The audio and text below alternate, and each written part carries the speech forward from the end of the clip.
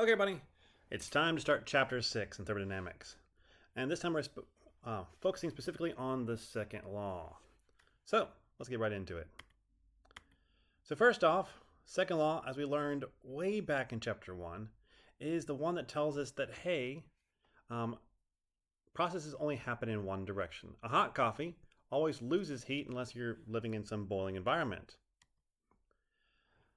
Current produces heat, and heat will not produce current.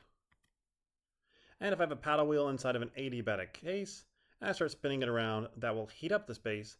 But if I add heat to it, it won't cause the paddle wheel to spin. So all three of these processes can't occur. Like I can't have a hot coffee that gets hotter magically. I can't have heat produce current, and I can't have heat make a paddle wheel move, even though none of those are a violation of the first law. They won't work the second law.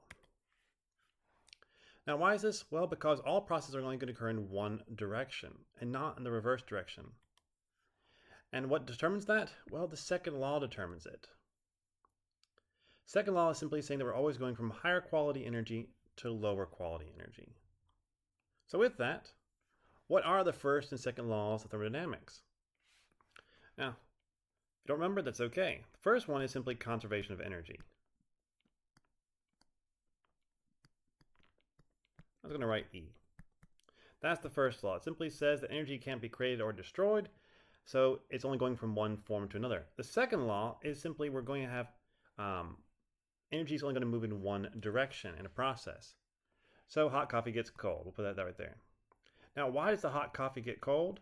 Well, this chapter is just talking about how we're looking at this on a macroscopic scale. But in chapter 7, we're going to introduce entropy.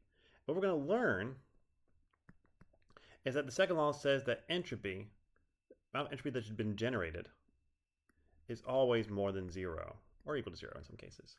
And so that is what's going to determine the process.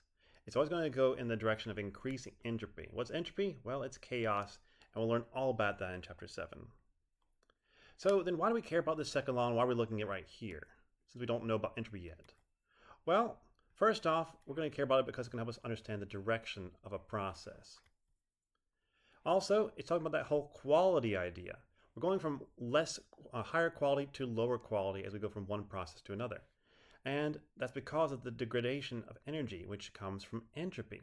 Some of my energy that was useful and could do work will now be less useful and not able to do work. And finally, the one that we're really going to focus in, this is the key point of this chapter, is it's going to set theoretical limits on any particular process or cycle.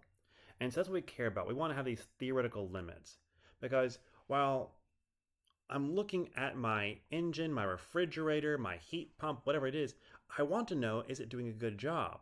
And just looking at its efficiency doesn't tell me that because maybe it's literally working as efficient as it's theoretically possible for it to work. That's great. And most likely it's not there yet. So we care about these theoretical limits so we can compare ourselves to them. If I run the 40 meters, and I'm trying to figure out, am I fast? Well, who do I compare myself to? Probably Usain Bolt. If I'm faster than him, I'm fast. If I'm slower than him, well, that's to be expected. I can then compare myself to the best. Well, that's it for this time. We'll keep on going next. See you in a bit.